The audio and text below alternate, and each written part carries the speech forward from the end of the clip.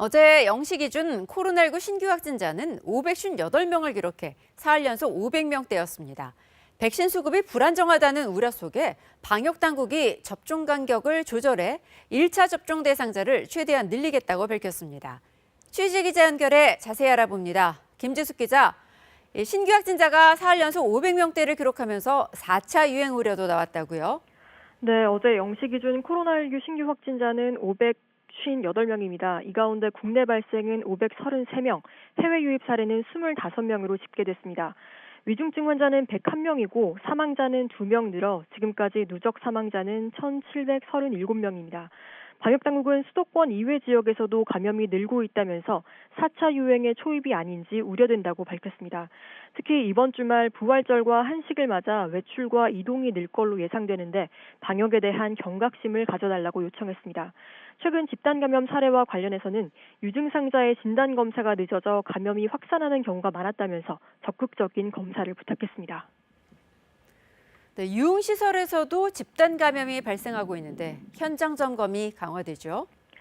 네, 방역당국은 유흥시설의 특성상 거리 두기와 마스크 착용 등 기본적인 방역수칙이 지켜지기 어렵다고 지적했습니다. 특히 종업원들이 여러 업소로 옮겨 다니고 이용자들은 방문 사실을 숨기는 경향이 있어 역학조사에도 어려움이 크다고 밝혔습니다. 정세균 국무총리는 지난달 29일 경찰청과 각 시도가 유흥시설 특별점검을 했다면서 앞으로도 강도 높게 현장 점검을 해달라고 당부했습니다. 서울에서도 강남구 소재 주점 종사자 1명이 추가 확진돼 관련 확진자가 모두 14명으로 늘었습니다. 서울시는 역학조사 결과 일부 직원이 실내에서 마스크를 쓰지 않은 걸로 확인됐고 확진자들이 휴게실 등을 함께 이용해 감염이 퍼졌다고 밝혔습니다. 강남구 유흥시설 종사자에 대해서는 전수검사를 실시하는 한편 집단 감염이 발생한 유흥시설 3곳에 대해서는 2주간 집합금지와 과태료 부과 조치를 내렸다고 설명했습니다. 이 방역수칙 위반에 대해서는 무관용 원칙으로 적극적으로 적용한다고 하는데 어떤 내용인가요? 네, 방역당국은 자치단체와 행정기관이 무관용 원칙을 적극 적용하도록 권고안을 마련했다고 밝혔습니다. 사업주가 이용 인원과 시간을 지키지 않거나 마스크를 쓰지 않는 등 핵심 방역수칙을 어기면 경고 없이 즉각 열흘간 영업정지가 가능해집니다. 방역수칙을 위반하면 과태료 부과와 고발 조치 외에도 재난지원금, 생활지원비, 손실보상금을 지원하지 않도록 지침과 고시 등을 개정했습니다.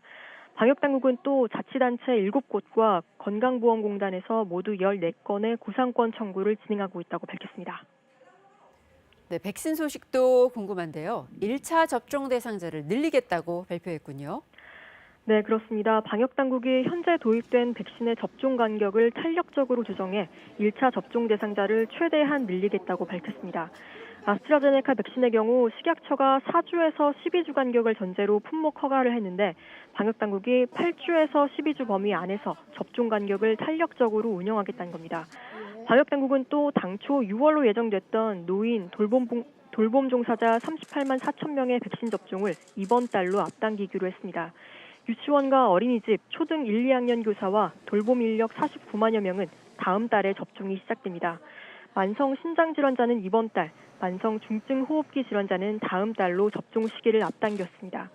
의원급 의료기관, 치과, 한방병의원, 약국에서 일하는 보건의료인도 이번 달 중순부터 접종합니다. 백신 접종자는 현재까지 91만 명으로 집계됐고 1분기 접종자 86만 명의 백신 효과는 아스트라제네카 백신이 94.1%, 화이자 백신이 100%로 조사됐습니다. 방역당국은 다만 화이자 백신은 분석 대상이 적었고 효과에 대한 장기 관찰도 필요하다고 덧붙였습니다. 지금까지 KBS 뉴스 김지숙입니다.